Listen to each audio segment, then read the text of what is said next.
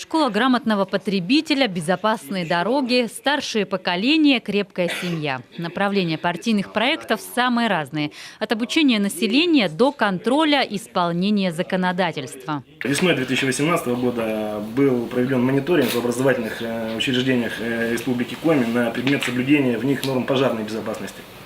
Это детские дошкольные учреждения, школы, центры дополнительных образований детей и так далее.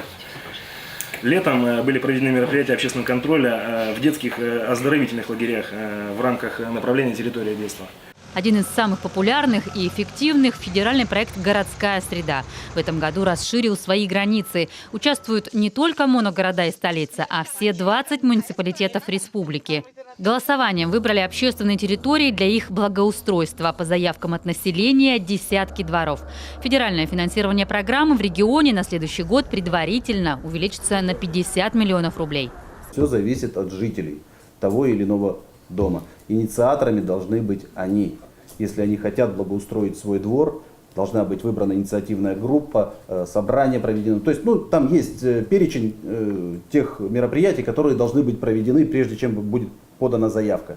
Масштабные программы, инициированные партией «Единая Россия», переселение из аварийного жилья и создание образовательной среды, по которой в этом году в регионе началось возведение 2 школ – в Усть-Куломе и Помоздино. 4,5 миллиона на ремонт спортивных залов в сельских школах Коми, 14 на обновление домов культуры. Сельские дома культуры.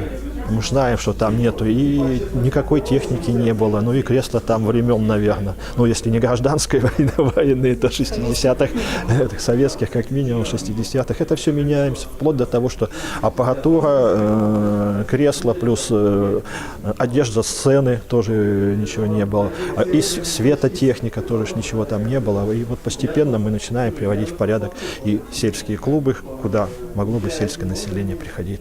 Средства на укрепление материально-технической базы театров по партийному проекту в этот раз достались в Воркуте. Масштабная работа идет по переформатированию библиотек. Контроль за соблюдением сроков модернизации объектов и целевому использованию средств самый строгий. Республика намерена и дальше участвовать во всех приоритетных федеральных проектах. Ключевая задача – увеличение финансирования.